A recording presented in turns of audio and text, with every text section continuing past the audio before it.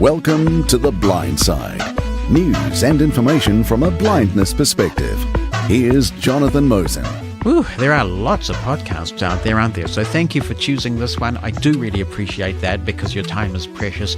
And also, if you've been posting ratings and reviews of a favorable nature in your podcast app, particularly Apple Podcasts, thank you so much for doing that. On the blind side, we are returning to the Samsung Galaxy S8 for part 2. It is not the end. There is more coming, but this is part 2 of our blind person's guide to the Galaxy. We took a break last week from it because the iPhone X was released. We've had an overwhelming amount of response to that podcast, so I'm glad that so many people enjoyed it. A week in, I'm really liking the iPhone X. I find that Face ID is working exceptionally well for me, and I don't really have to think about it now. I kind of hold the phone in front of me, unlock it, and swipe up with my thumb at the same time, and it all just sort of happens. What's also interesting is using it with apps where you can authenticate, such as my banking app and PayPal. I just have the phone out in front of me when I launch the app, and it sees my face and goes ahead and lets me in. It is pretty slick. Not everybody has had that kind of success with the phone. I have been emailed by a lot of people who have been having some challenges getting used to Face ID, and I do my best to help people where I can. The trouble is, of course, that Apple don't pay me to support their products, and I got to make a living. So it is my inclination to try and help people, but unfortunately, I just can't respond to everybody's emails at length who have questions about the iPhone X. So I do encourage you to do any number of the following things. You can, of course, contact Apple Accessibility. Their email address is accessibility@apple.com. In some markets, they also have a toll-free number. You should be able to search for that, but anyone can email them, accessibility@apple.com. You can also join the Blind Phones list. This is an email list that I started a few weeks ago where any phone and app for a phone is on topic. It allows you to see, I have to stand up now, but I'm not going to stand up because I'm talking to you. That's my Apple Watch pinging at me. It allows you to discuss the relative merits of iOS and Android, or Samsung versus Google Pixel versus Huawei, or whatever, iPhone 8 versus iPhone X. You can do all sorts of comparisons if you're having issues with a particular app for your smartphone, or you want to find out how to do something with your smartphone, maybe become more familiar with your camera. As long as it relates to the use of a phone, then it is on topic for the Blind Phones list. It is completely platform agnostic, and I think having a place that you can go to compare notes about different phones is really important. If that grabs you and you are not on the Blind Phones list already, here's the email address to subscribe. You just send a blank email to blindphones+subscribe@groups.io. That's all joined together. Blind Phones, the plus symbol, subscribe@groups.io. The third thing you can do, I have produced, because of all of these emails that I received over the last little while, a free Getting Started guide to iPhone X from a blind person's perspective. I hope that it will be helpful, and where I have new information, or I can think of a better way of explaining something, or someone has suggested to me a better way of explaining something, I'll update the post so it's got a nice, easy to remember permanent URL. You can find it, and it is free, at mosen.org/iPhone X. And remember, the 10 in this case is spelt Roman numerals, so it's the letter X. mosen.org/iPhone X, all joined together to get the iPhone X Getting Started guide from a blind person's perspective. The final thing you can do, of course, is make sure that you have iOS 11 without the I. We're not too far away from releasing the second edition of that. It's very imminent. It's just $19.95. If you got the first edition and you kept your receipt, then downloading the second edition will be an automated process. Be sure to be either following Mosen Consulting on Twitter, to have liked us, our page on Facebook, or subscribed to the Mosen Consulting announcements list, and I'll let you know when the second edition of iOS 11 without the I is released. So I hope that some or all of those resources will help you if you're thinking about getting an iPhone 10 or you have one now and you're struggling with it. Hopefully we'll be able to help things move along a little bit. Before we get back to the Galaxy S8, one more thing. We talked a few weeks ago on The Blind Side about Mushroom FM, which is the internet radio station that I manage. And at 3 a.m. and p.m. every weekday, that's Eastern US time, you can go to the Mushroom FM schedule page to find out when that is in your time zone if it is not US Eastern time where you are. I host a daily show every weekday called The Smorgasbord. And it's predominantly a music show, but I've been trying something that really has worked well. I'm getting stunning feedback on this, so we're going to keep doing it. And that is, amid the music, and Mushroom FM plays music from the 50s to the 80s, we're taking the opportunity every day to bring you up to date with the latest in tech news. As part of my job and trying to keep current with technology trends, I read a lot of tech news. And so what I'm doing is grabbing some tech items of interest and talking to you about them on this show and explaining what they may mean from a blindness perspective. So if you like music from the 50s to the 80s, nice and retro, but with a bit of cutting-edge technology thrown in, then I hope that you'll give The Smorgasbord a listen, 3 a.m. and p.m. Eastern Time, every weekday on Mushroom FM. You can ask pretty much any smart thing to play it for you. You can find it in the Victory to Stream. You can find it in apps like TuneIn and OO Tunes, and you can also go online and find it on the web at mushroomfm.com, where there's a great team of broadcasters doing some cool stuff. mushroomfm.com. Our place, our issues. The Blind Side with Jonathan Mosen.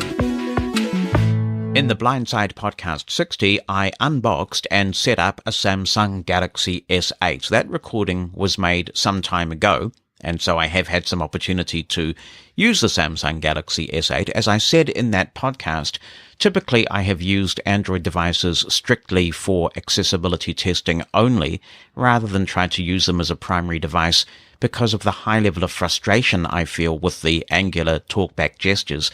I spend a lot of time trying to make them work rather than getting things done, and I just don't have time for that. And despite lots and lots of practice, I just haven't been able to crack it personally. The Samsung Galaxy S8, however, uses a different gesture set. It uses a different screen reader.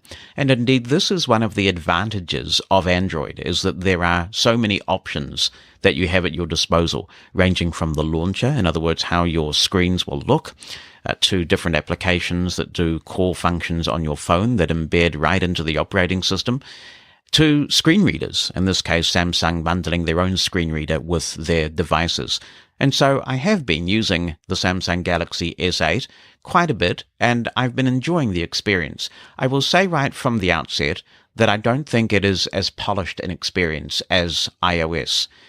Things like the Actions rotor, when it's working as it should, just give you a little bit of efficiency that I find valuable. Also, it's fair to say, of course, that if you've been using a platform primarily for a long time, you've really got to have an incentive to change. It's not just the user interface that you're used to, although that is, of course, a big factor because your brain gets trained and you just use these functions as second nature. But it's also that you will have invested a lot of money in the ecosystem that you've adopted over the years. So in the many years now that I've been using an iPhone for, I have spent a lot of money on apps.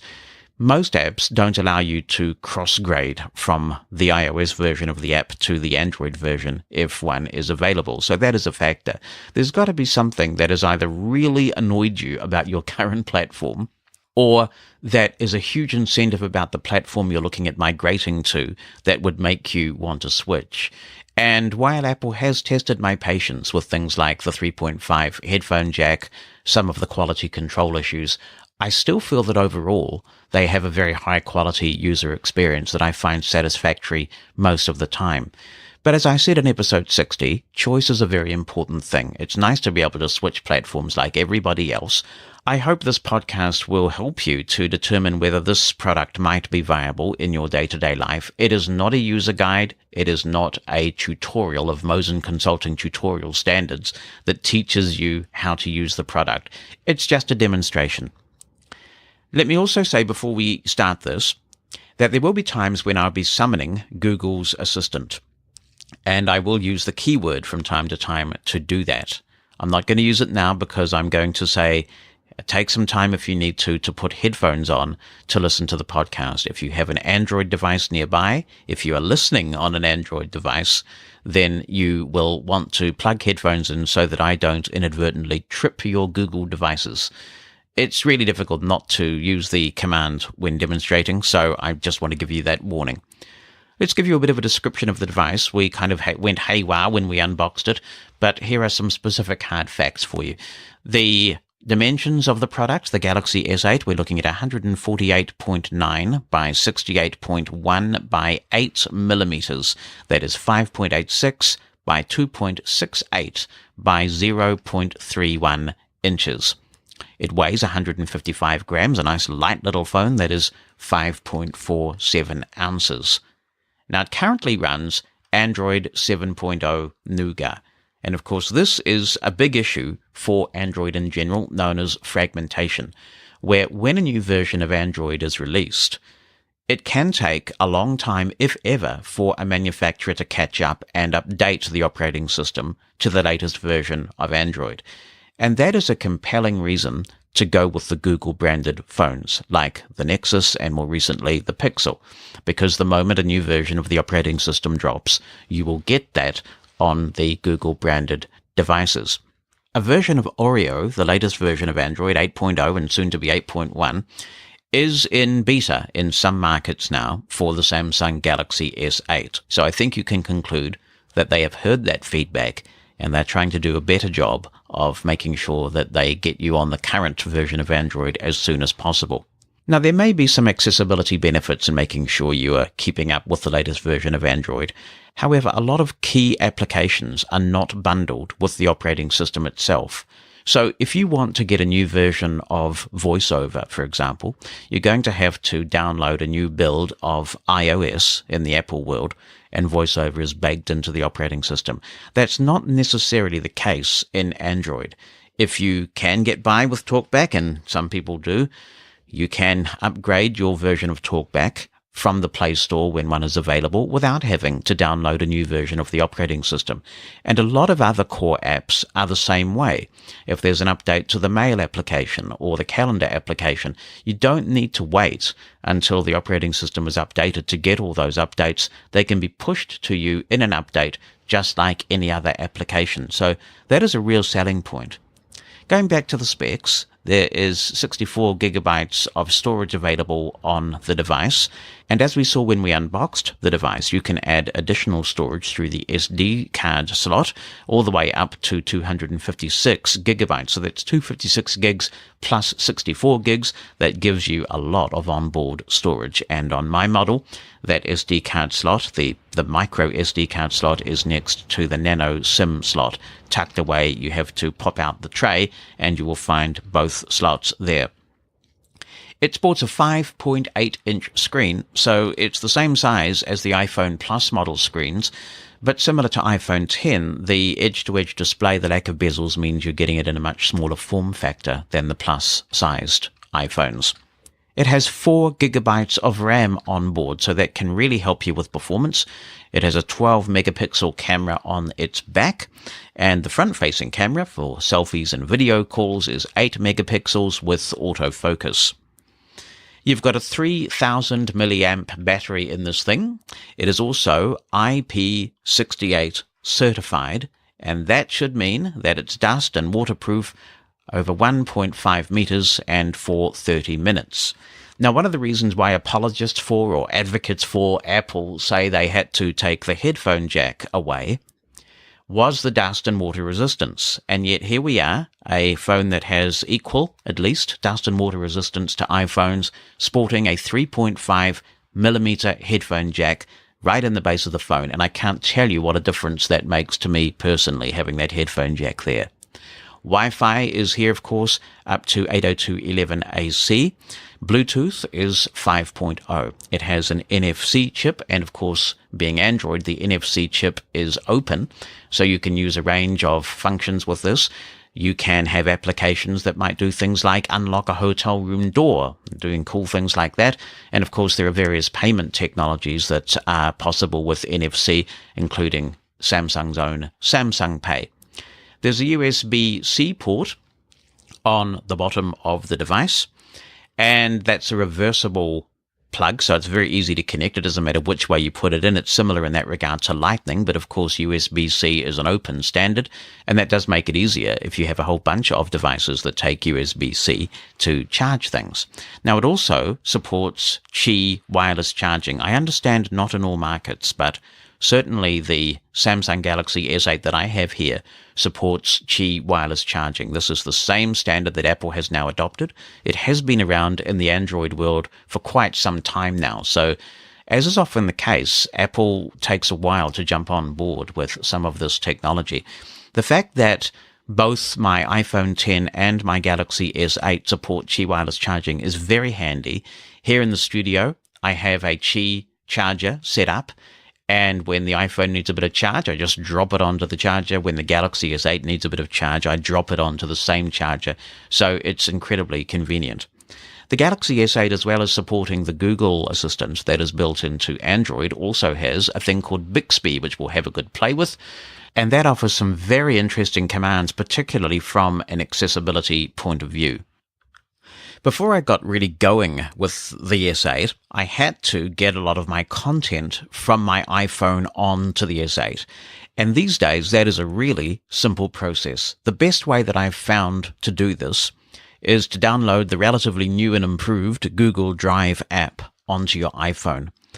And you sign in with your Google account. If you don't have a Google account, well, you'll need to have one to really work in the Android world effectively. You're given the opportunity to create one when you set up an Android device. Sign in with the Google account, and then you can go to the menu and choose Backup. This is all on your iPhone. And when you do that, you're given a bunch of content that you can choose from, or you can choose to back up all the content that Google Drive will support in terms of the backup process. When that process starts, it can take a while, especially if you have a lot of stuff that you want to back up. So you may want to leave it overnight doing its thing if necessary. The cool thing is, though, that when it's done, all you have to do is sign into your Google account on your Android device, and contacts and calendar information and other critical data, I think photos and other things, it's all there. And it's just as simple as that. And then you can concentrate on the user experience, learning a new phone without having to worry about missing out on all of your key information. The Galaxy S8 is in the studio. It's powered up. It's on standby at the moment. And I now have it connected to the mixer. So I'll tap the power button. 0801. Swipe with 2 fingers to unlock the screen. And now it gives me the time, tells me to swipe with 2 fingers to unlock the screen. And as you can hear, I have got Eloquence running on this. This is a version of Eloquence that is supplied by Code Factory, and it served me well. I've had this Eloquence running on the various Android devices I've used over the last many years. And also, of course, if you heard the demonstration of the Sony Bravia TV on the blind side earlier in the year, you'll know we have Eloquence on the TV, thanks to this purchase that we made from Code Factory. So after all that explanation, the phone's gone to sleep again. We'll power it up. 0802. Swipe with 2 fingers to unlock the screen. And we can flick through the lock screen. Swipe with 2 fingers to unlock the screen. 0802. Wednesday, November 8th. Battery 85%. 4G phone 2 bars. Wi-Fi signal full. Bluetooth on. Vodafone New Zealand. Plus 24. New Zealand Herald notification. New Zealand Herald notification. And there are some notifications. Now I'm going to just put my finger on the fingerprint sensor. And it was as simple as that. It said device unlocked. The fingerprint sensor on the Galaxy S8 is on the back of the phone, just to the left of the camera, and it seems to work well enough. Now, the Eloquent speech is pretty fast for a demo, so we're going to slow that down. This introduces us to the 3-finger swipe left and right in Voice Assistant, the Galaxy S8's screen reader. So I'm going to flick right with 3 fingers. Focus on speech audio off. This is a bit like audio ducking, and it sometimes works well and it sometimes doesn't. Speech volume 60%. We can set the volume of the speech here. Speech rate 60%. And there's the speech rate. So now that speech rate is selected, I can simply flick down. 55%. 50%. 45%. 40%. 35%. I think that's reasonable. We'll flick right with 3 fingers to see what else is available here. Punctuation off. And we can choose from On. Off. So punctuation is either on or off. And it doesn't wrap. So you flick up once to get to on, you flick down to go to off again. Let's do a 3-finger flick right again. Dark screen, off. And this is your screen curtain equivalent for those coming from iOS. I'll enable this by flicking up one. On. Dark And screen turned on. Dark screen is turned on. We'll flick right with 3 fingers. Notification, off. This is an easy way to get to notifications. There are others. In fact, I have the Galaxy S8 set up now so that you can swipe down on the fingerprint sensor when the phone is unlocked to bring down notifications, which is a really cool feature. But you can go here as well, and just by flicking up. On. Notification shade. And there's your notification shade. Let's flick right with 3 fingers. Sound feedback, off. Now, the phone is nice and quiet at the moment. I find that when I turn sound feedback on, the phone is way too jingly, and I find that with Android phones in general, actually. So if I switch it on now, and now we flick back with 3 fingers, notification, on. And I'll flick right. 0806, first item, bottom, Facebook, New Zealand, clear all. Lock clear all. I'm going to clear all notifications. And let's flick down to turn notifications off. Off. And a 3-finger flick right. Vibration feedback, off. Vibration feedback is currently off. I think I'll enable that because I do quite like the haptic feedback you get when that is on. On. And now I'll flick right. Focus on speech audio, off. And now we've wrapped around again. You can configure what you see in this menu, and we'll show you that in just a moment. You have the choice about whether your page 1 that you default to on your home screen is a list of apps, is the first page of your apps, or whether you want to customize it with particular apps and widgets. Your app screens in Android can be quite dynamic in the sense that you can not only have apps on your screen, but you can also have widgets that might display real-time information such as sports scores and weather, other information like that. You do have widgets in iOS, but of course they are confined to the one screen, the Today view, which is not where you see your list of apps. I'm going to flick up with 2 fingers to get to page 1 of my apps. App screen, page 1 of 3. And I've got 3 pages of apps at the moment, and I can just flick right through them. Samsung folder, Google folder, Microsoft apps folder, Play Store. I can, of course, just also explore by touch, brackets, just 6, dragging my fingers brackets, 9. around the screen. Now, if I want to go home, there is a virtual home button at the bottom of the screen where you would expect a home button to be. Samsung used to have physical home buttons on their Galaxy series. They've abandoned that now, but the virtual button is where you would expect to find the physical one, so I find it very easy to always find it. Home button. There's the home button right in the center at the bottom, and I can double tap. Home screen, page 1 of 3. Default. You can also double tap and hold the home button, and that will bring up your Google Assistant screen, which is quite useful. I've got mine set up so that I can summon it, so I can say, "Okay, Google, how's the weather looking outside?" Google Assistant.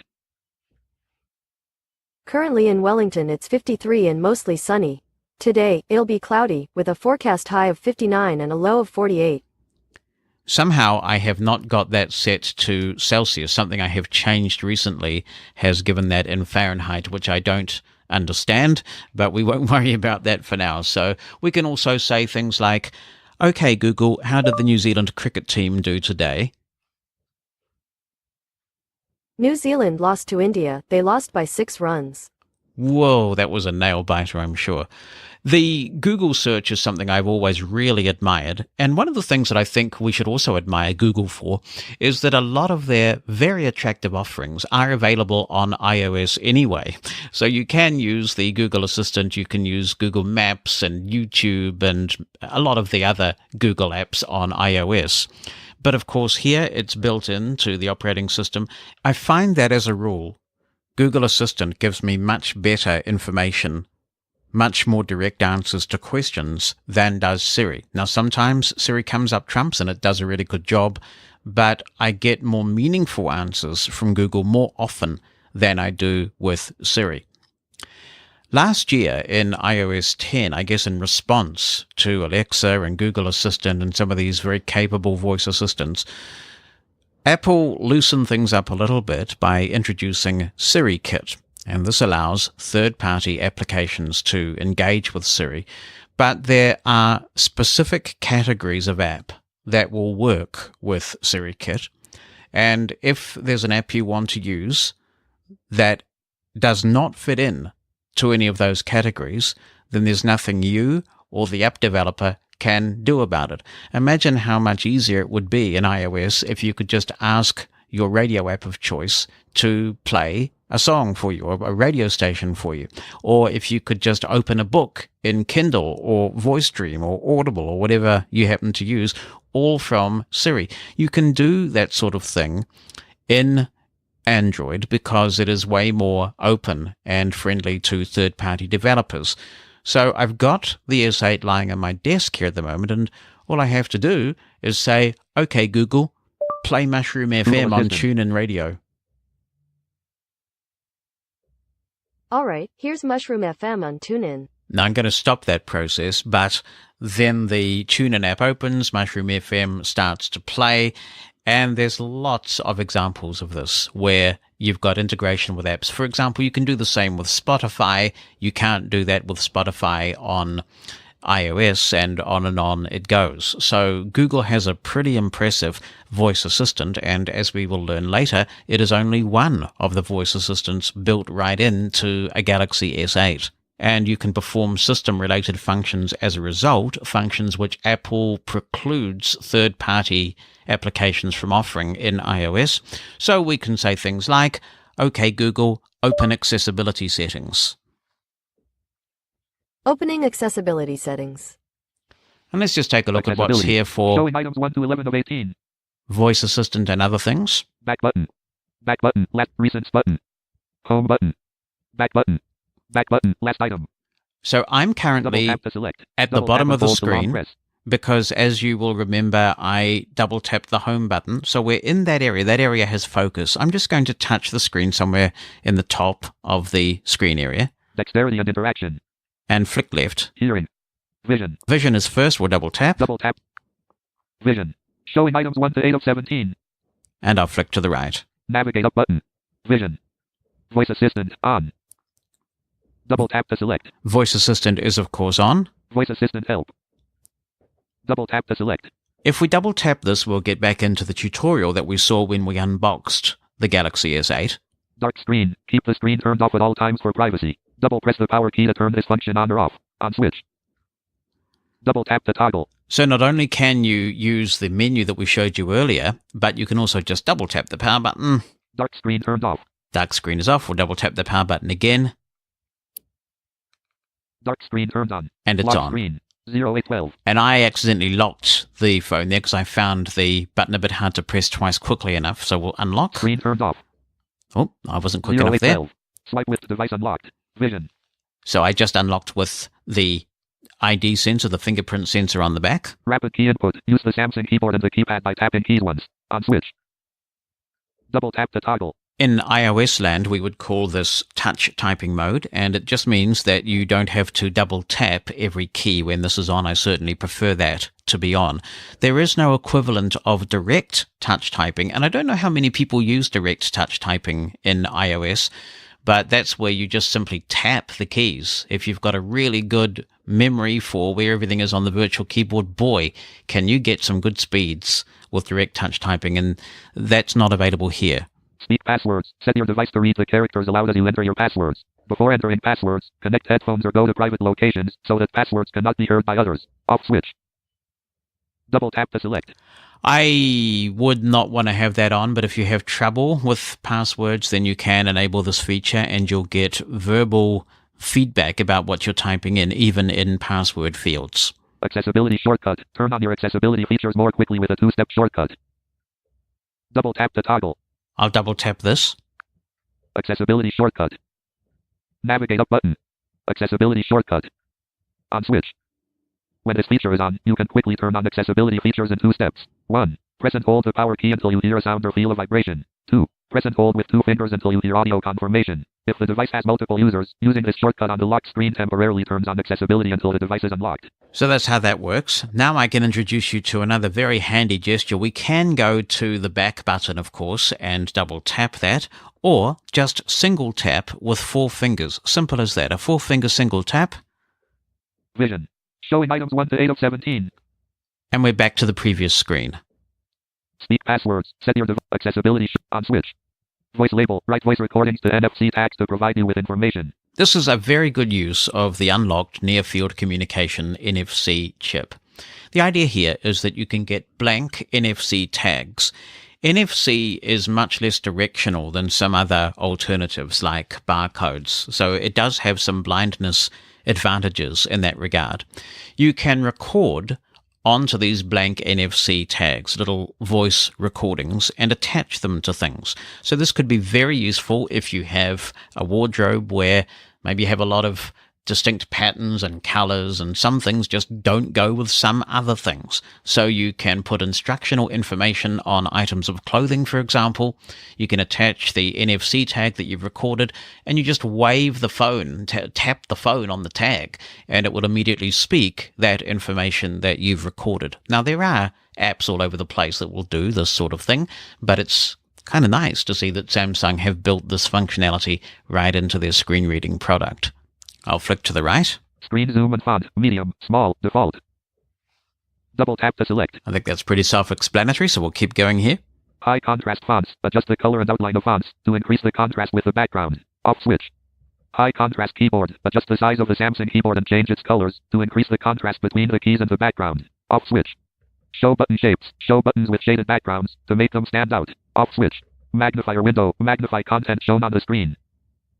Off switch. Magnification gestures. Use gestures to magnify content on the screen. Off switch. Large mouse / touchpad pointer. Off switch. Grayscale. Off switch. Negative colors. Off switch. Color adjustment. Off. Color adjustment. Off. Last item. We're at the last item Double tap now. to select. And if I flick right again, Navigate up button. Vision. you will find that we've wrapped, which is a bit of a different experience from, say, iOS. So you've wrapped back to the top, and you can keep flicking right through the items that we just heard. So there are some blindness and low vision related features on this page. I should also add that you can go into help and practice your gestures for the Samsung Galaxy. So let's see if we can do that. I'll just Voice tap. assistant help. Voice There it is. assistant help. Double tap. Voice assistant help. Showing items 1 to 9 of 9. Navigate up button. Voice assistant help. Touch interaction practice. Header. Voice assistant test pad. Practice voice assistant gestures on the test pad. So we'll do that. We'll double to tap. select. Yep. Voice assistant test pad. Now we can practice, and it's kind of fun to have a look at the gestures and what they do. Thank you. Got another notification coming in there. I'm going to tap with one finger. Tap with one finger. Device will read aloud item under your finger. Now we'll double tap. Double tap with one finger. Device will perform action relevant to selected item or turn on edit mode. Can we triple tap? Double tap with one finger. Device will No, read we aloud can't. item under your finger. So let's do a two-finger tap. Nothing happens there. Two-finger double tap. Double tap with two fingers. Device will stop or restart current action. Now, if you are coming from iOS, you'll be happy about this. This is kind of like the magic tap in iOS, and it does work very nicely in most situations that I've seen. If I'm listening to music or something like that, I can do a two-finger double tap. It pauses audio. I can get on with things. A two-finger double tap again resumes it, so that's most welcome. What happens if we do a two-finger triple tap? Triple tap with two fingers. Status bar information such as time and date, signal strength, Bluetooth, and battery power will be read aloud. You can explore the status bar at the very top of the screen, but if you just want a summary of the status bar, then you can do this gesture, a two-finger triple tap, and I don't think we can do any more two-finger gestures. Tap 4 times with two fingers. Turn on or off voice feedback. Yes, all right. So you can actually turn off voice feedback with a two-finger quadruple tap. We can't do any more, can we? No. All right, let's try tapping with 3 fingers. Tap with 3 fingers. Read all items aloud from the top of the screen. Now, another very welcome gesture. Let's double tap with 3 fingers. Double tap with 3 fingers. Read items on the screen aloud in order after the currently selected item. That is a gesture that I use all the time in iOS, which is, of course, a 2-finger flick down. And so it's just so good to have a Sayul so conveniently available with just a 3-finger double tap. Triple tap with 3 fingers. The device will spell out the last piece of voice feedback and copy it to the clipboard. That's also one that, of course, iOS users will be familiar with. And we can't do a 3-finger quadruple tap. So let's move on to 4 fingers now and do a single tap. Single tap with 4 fingers. Go back, cancel, or close pop-up. That's really useful. It's even easier, I think, than the 2-finger scrub on iOS. Just do a 4-finger single tap and you've gone back. A 4-finger double tap. Double tap with 4 fingers. Go to the home screen. And I've got into the habit of using that all the time. I don't go looking for the home button, although it is pretty prominent and easy to find, but I just find the 4-finger double tap gesture so much easier. Triple tap with 4 fingers. List recent apps. That gets you into the list of recent apps, what iOS users would think of as the app switcher. You can close apps from there and get other information. And you can also close all apps at once, which is a great feature. And I think that covers it. Yes, we can't do a 4-finger quadruple tap. You can also, of course, do other gestures. For example, if we swipe left with 2 fingers. Swipe left with 2 fingers. Navigate pages on the screen or cut selected text while edit mode is on. And similarly, swipe right with 2 fingers. Navigate pages on the screen or paste selected text while edit mode is on. We can swipe up and down. Swipe upwards with 2 fingers. Scroll down list or copy selected text while edit mode is on. Swipe downwards with 2 fingers. Scroll up list or select all text within the currently highlighted text field while edit mode is on. If we flick left with 3 fingers. Swipe left with 3 fingers. Select the previous contextual setting. That's the contextual setting that we were looking at earlier. Swipe right with 3 fingers. Select the next contextual setting. If we swipe up with 3 fingers. Swipe upwards with 3 fingers. Select the previous granularity option. And down. Swipe downwards with 3 fingers. Select the next granularity option. So this is interesting. It's kind of like Samsung have got the rotor concept, but they've separated it into 2 quite logical categories. We'll have a look at that in just a second. And you can't swipe left, right, up or down with 4 fingers. And as they say in the infomercials, but wait, there's more. Swipe quickly upwards then downwards with 1 finger. The device will highlight the first item on the current screen, or move the text cursor to the top of the current screen. So that's a little bit like, if you are coming from iOS, it's kind of like the scrub gesture, up and down, but just with 1 finger. And then, of course, you can do the reverse, down and up. Swipe quickly downwards then upwards with 1 finger. The device will highlight the last item on the current screen, or move the text cursor to the bottom of the current screen.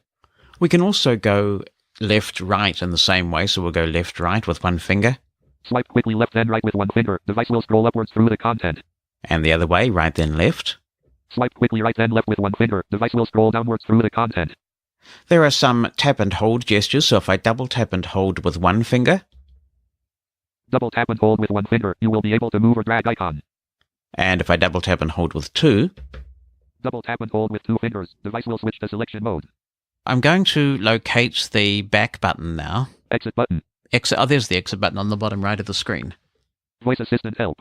Now let's explore this 3-finger flicking up and down. So we got the contextual stuff by performing a 3-finger left and right. If we perform a 3-finger up now, Paragraphs. we're navigating by paragraphs. Lines. Words. Characters. And back to characters. Paragraph. Lines. Words. Characters. Some very logical, simple, good user interface design here. Now we're back in the voice assistant help screen, so I'm going to perform a 4-finger single tap to go back. Vision. Showing items 1 to 8 of 17. And Navigate up button. Vision. Voice assistant on. Double tap to select. I am going to double tap because there are some options in here, so we'll double tap. Voice assistant. Navigate up button. Voice assistant. Settings button. There's a settings button, Double tap but to select. there are some explanations here too. On switch. Give voice feedback. For example, hear what you can interact with on each screen. Tap items to select them and hear what they are. Double tap an item to perform the related action. Scroll with 2 fingers. Let's go back On switch. Settings button. to settings. Double tap to select. We will Double do tap that. and hold to long press. Voice assistant settings. Showing items 1 to 9 of 21. Navigate up button. Voice assistant settings. Speech volume. Match media volume. Text to speech. You can Double tap change to select. the text-to-speech engine. Currently it's using the Android system default, which I have set to Eloquence. There are a lot of options. Samsung's text-to-speech is pretty good. Some people like the more natural-sounding speech. There's also Google's TTS voices. I also have the vocalizer Daniel voice here, which Code Factory have also made available. So there are a lot of speech options available. Let's flick right. Pitch changes. Set voice feedback to use a different pitch when you're entering text with the keyboard. On switch. Read keyboard input allowed. Screen keyboard only. Double tap to select. I find this quite limiting. So I would like to be able to have the keyboard echo by words when I'm using the Bluetooth keyboard, but it's either on, echoing by characters, or completely off at this point. Speak while screen off. Read notifications allowed while the screen is off. Off switch. Mute with proximity sensor. Mute voice feedback when the proximity sensor is covered. On switch. That's on at the moment, and I find that by tapping with 2 fingers I can silence speech, same as iOS, but if I wave my hand in front of the proximity sensor at the top of the phone, that will also mute it, so just to make it talk. Speak while screen off. There we go, and I just waved my hand, sort of put the palm of my hand in the general direction of the top of the phone, and it stopped talking. Mute with proximity. Shake for continuous reading. Off. Double tap to select. I always find the shake my phone for continuous reading thing a bit ridiculous, to be honest. I don't want to have to shake my phone every time I want to do a continuous read, because I use that gesture all the time for emails, for reading web pages, and on it goes. And just shaking the phone all the time to do such a core function is not something that appeals to me. Read caller ID loud. On switch. Double tap to toggle. That's self-explanatory and very welcome. Phonetic alphabet. When reading letters aloud, use the corresponding word from the phonetic alphabet instead of the letter name. On switch. Double tap to toggle. That can certainly help people with hearing impairments for sure. Usage hints. Read usage hints aloud after a brief delay when you swipe to focus on an item. On switch. Double tap to toggle. We are hearing those hints at the moment, of course. Normally I would disable them. Vibration feedback. On switch. Double tap to toggle. Usage hint. Vibration. Sound feedback. Off switch. Focus on speech audio. Reduce the volume of other audio while voice assistant reads aloud. Off switch. Now we're seeing some of the items that you can get to with a 3-finger flick left and right from anywhere in the system, and we'll show you how to customize that in just a minute. Sound feedback volume. 50% of media volume. Disabled. Large cursor. Off switch. Cursor color. Blue. Quick menu. Select functions and settings to be shown when you swipe left or right with 3 fingers. Double tap to select. I'm going to double tap this, and we'll have a look at the options that are available in the quick menu, and you can customize this. Quick menu. Showing items 1 to 11 of 11. 11 choices. Navigate up button. Quick menu. Speech volume. On switch. Speech rate. On switch. Punctuation. On switch. Double tap to toggle. I probably don't want the punctuation on the quick menu, so I can speed things up by turning it off. To do so, I'll double tap. Off. And continue to flick right. Dark screen. On switch. Large cursor. Off switch. Now, as a totally blind guy, I'm not going to want the large cursor, so it's currently off. Cursor color. Off switch. Notification. On switch. Sound feedback. On switch. Vibration feedback. On switch. Rapid key input. Off switch. Focus on speech audio. On switch. Focus on speech audio. On switch. Last item. And Double we tap to toggle. have the end of the menu there, so I'm going to perform a 4-finger single tap Voice assistant settings. to get back. Cursor color. Blue. Quick menu. Manage custom labels. Double tap to select. Let's have a look at what happens if we go in here. Manage custom labels. Navigate up button. Manage custom labels will be shown here. While voice assistant is on, create a custom label by tapping an icon, button, or tab, then double tapping and holding with 3 fingers anywhere on the screen. If you are in an app and you find that it is saying button, button, button, we don't like that, do we? And you have some sighted assistance, or you work out for yourself by finding out what the button does, you can go ahead and create custom labels that will make the app, at least for you, more accessible. Let's perform a 4-finger single tap. Voice assistant settings. And we're out of there. I'm going to perform another 4-finger single tap. Voice assistant. And another 4-finger single tap. Vision. Showing items 1 to 8 of 17. And I think we'll do another 4-finger single tap. Accessibility. Showing items 1 to 11 of 18. Let's have a quick look at what other accessibility settings there are. Vision. Hearing. Dexterity and interaction. More settings. Header. Text to speech. Direction lock. Unlock the screen by swiping in a series of directions. Direct access. Add shortcuts to specific settings and functions. Notification reminder. Off. Answering and ending calls. I want to go in Double here tap to select. because this is very handy. We'll double tap. Answering and ending calls. Showing items 1 to 5 of 5. Navigate up. Answering and ending calls. Answer calls. Header. Press volume up to answer calls. On switch. Double tap to toggle. Pretty neat. When the phone rings, all you have to do is press the volume up button and you have answered the call.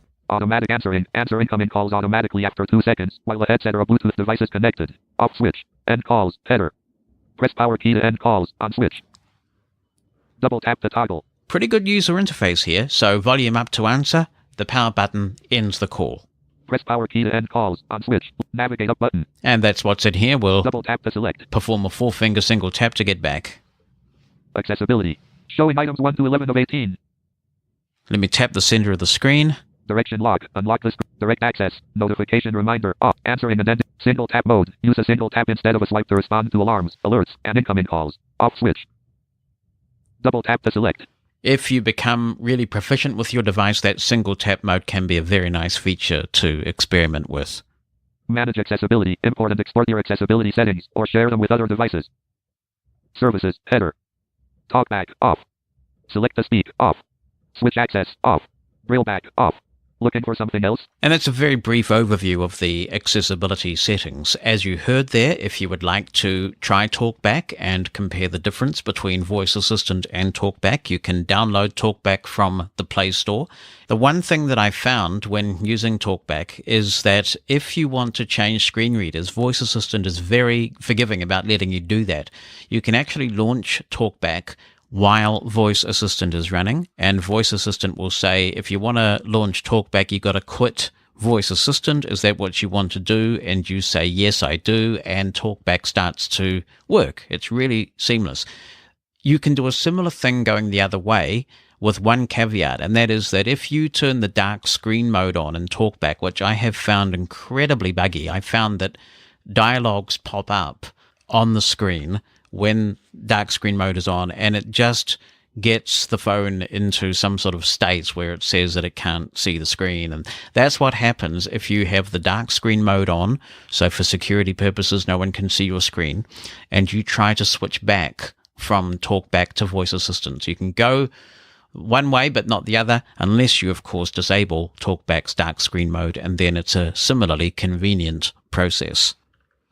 I already have the fingerprint sensor set up on the S8, and I find that works really well.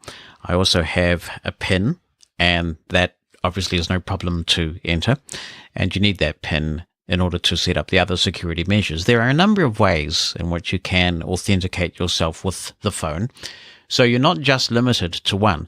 You can use the fingerprint, you can use well, they don't call it Face ID, I think they just call it something like facial recognition. Let's have a look at how easy it is to set up the facial recognition, given that we spent quite a bit of time taking a look at Face ID on the iPhone X. Okay, Google, open settings. Google Assistant. Settings. We'll flick through the options here.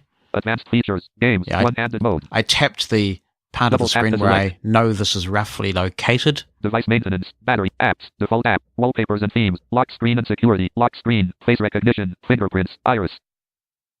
Double tap to select. Let's double tap.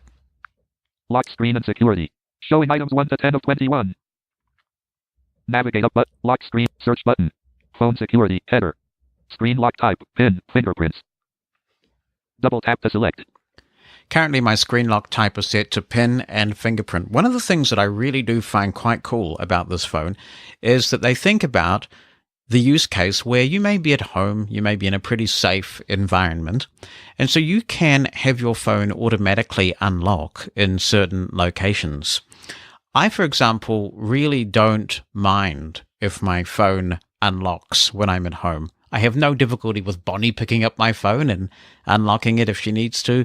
So it's got to be an option, of course, but I'm quite happy for the phone to be unlockable without any kind of authentication based on my location. I'd only set it in a safe environment like home, but it's nice to have that choice just to speed the whole process up. Face recognition. Register your face. Double tap to select. Let's give this a shot. I'm going to double tap. Keyboard shown. Confirm PIN. Now it's asking me for my PIN, so I'll enter the PIN, pause the recording, of course. I've entered my PIN, and now I need to locate the OK button, or the Done button, on the right-hand side of the screen. Done. There Keyboard it is. hidden. Settings. Face. And I just had to single tap that. The Done button responds to the keyboard that you've got set up. So in my case, I've got the touch typing mode on, and so I just had to single tap the Done button. Let's flick right. Get ready to unlock your phone by showing your face. For best results, set up face recognition indoors or away from direct sunlight. Continue button. Okay, Double tap to let's select. see if I can do this without disconnecting from the mixer. I just need to be off mic a little bit, or the mic will obscure the vision of my face. I'm not getting any feedback. Let's flick around the screen. 0% hold your phone 20 to 50 centimeters from your face. Position your face in the circle shown on the screen. First item. Okay, I believe I should be about right. Settings. Couldn't register face.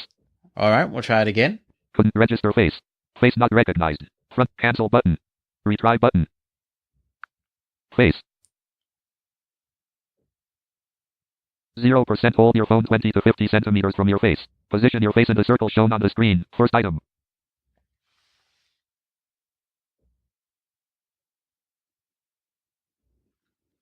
Settings. Faster recognition. All right, looks like it might be done. Faster recognition. On switch. Turn on for faster recognition. Turn off to increase security and make it harder to unlock using an image or video. So that's the OK button. Turn on face unlock. And yes, we want to turn this on. Turn on face unlock. Your face has been registered. Turn on face. Unlock to use your biometrics or your PIN to unlock your phone. Not now button. Turn on button. All right. Face recognition. Showing items 1 to 6 of 6. Now I'm going to power off the phone. Screen turned off. Lock screen and security. And we'll look at this thing and power it back on again. 0940 device unlocked. Lock screen and security. Oh, that was fast. Okay, now on this demonstration, I have mentioned a couple of occasions where Apple has caught up with other technology manufacturers. What Apple has done with Face ID is not one of those occasions. It will take manufacturers quite some time, some are estimating a couple of years, before they catch up with the amazing job that Apple has done with Face ID. So there are two options available with this kind of recognition on the S8. The one that we just used is facial recognition, and it's not secure. Everybody knows it isn't. It's widely agreed by the manufacturers that it's not secure. There has been some sort of facial recognition available in Android itself since the ice cream sandwich day. So we're going back a few revisions of Android now. And Samsung have done their own thing to some extent, and they've refined it a little bit. As you heard, it's really quick. However, it's quite easy to fool. You can hold up a photograph of your face to the camera, and chances are that it might unlock. So there is a second option in the Samsung Galaxy S8, and this is iris scanning. It's a little bit more similar to Apple's Face ID than what we just used, in the sense that they are using some infrared technology. You've got to get your iris exactly in the sweet spot. And I'm saying iris singular because your left iris will be different from your right iris. So you have to choose the iris that you want to scan and make sure that it's in the sweet spot. And I have had to play with this, and I personally haven't been able to do it. Now, that's not to say that a blind person can't do it full stop. It could be because I'm just not getting it right. It could be the nature of my congenital blindness, but I can't get iris scanning to work. Iris scanning is quite precise, but it is a lot more secure than Samsung's default face recognition technology, which is really there for convenience only. And it does work really quite well, but nothing really matches the many criteria that Apple are doing to measure your face when they take a scan of your face using Face ID. So it's very secure, and it's also very fast. So I think Apple does win hands down there, but if you're at home and you want to use facial recognition, it is quite a nice quick way to unlock your phone. Although that said, it's probably just as convenient to rest your hand on the back of the phone, rest your finger on the fingerprint sensor, and the phone will unlock. And as I mentioned before, there are locations that you can set where your phone unlocks itself.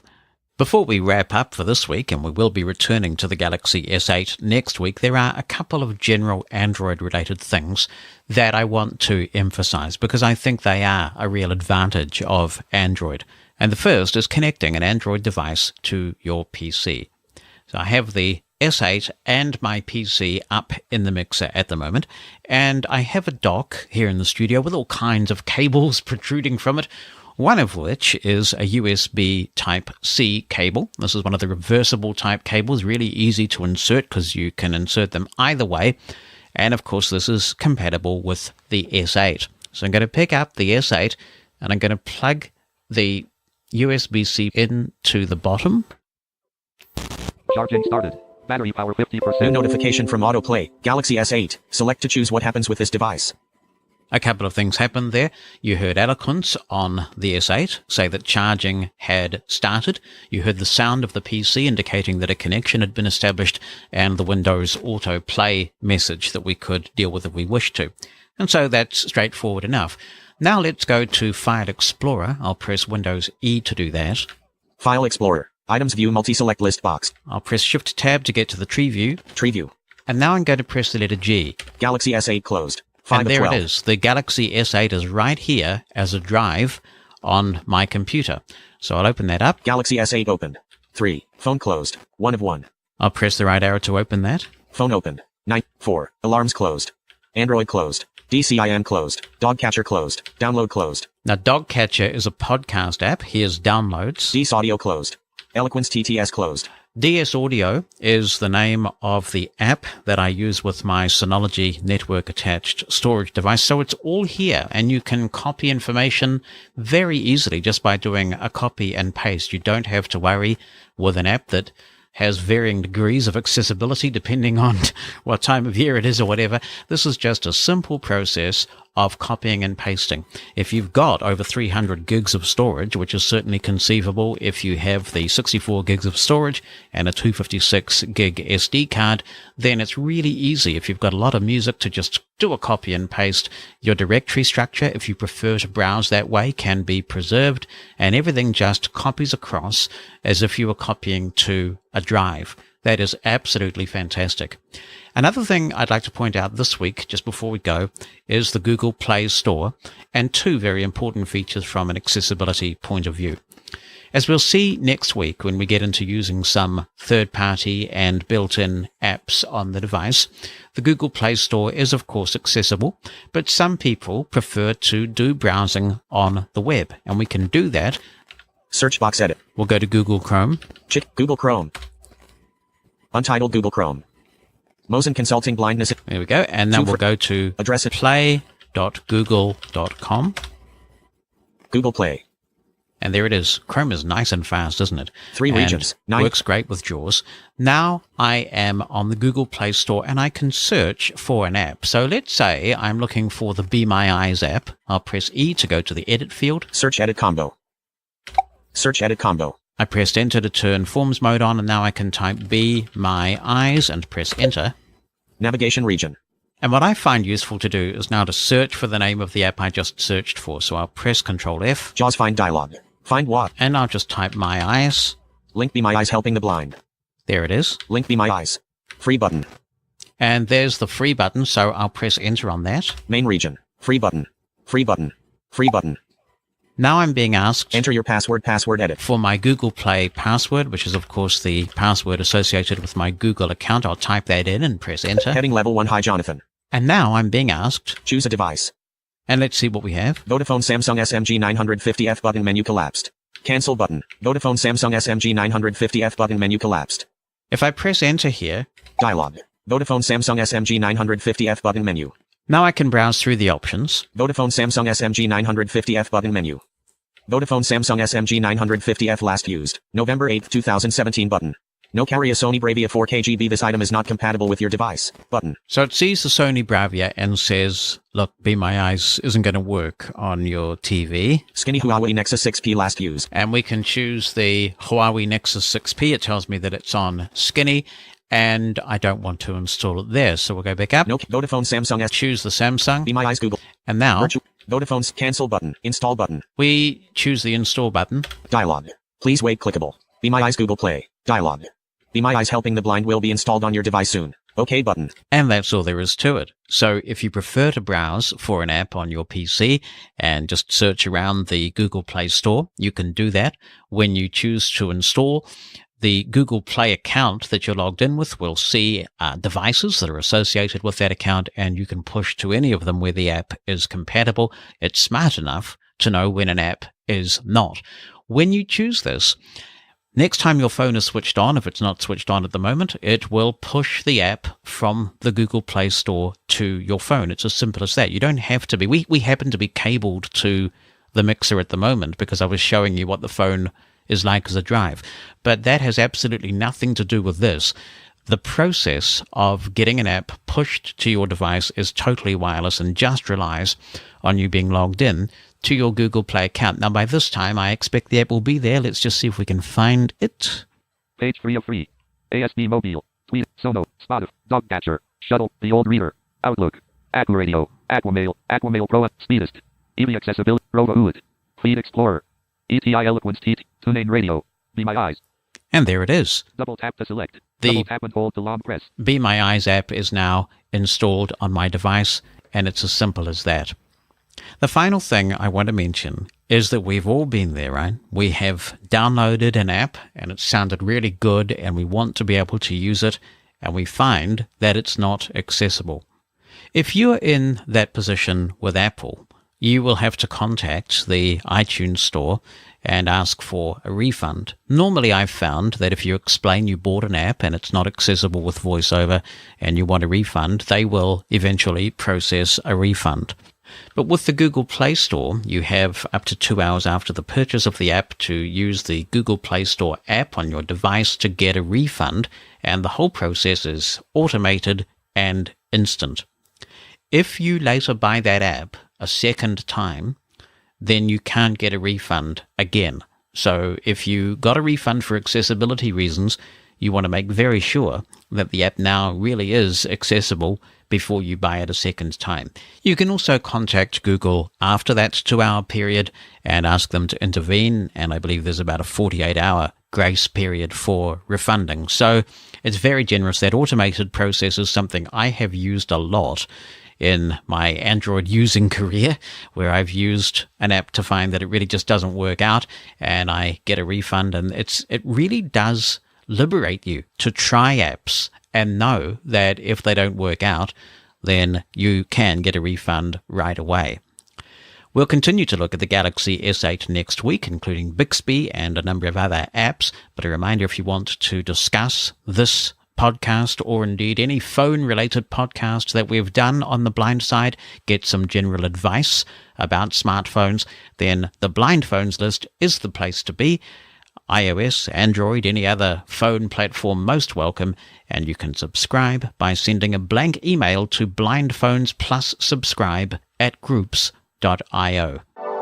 Thanks for listening to The Blind Side, a production of Mosen Consulting. On the web at mosen.org.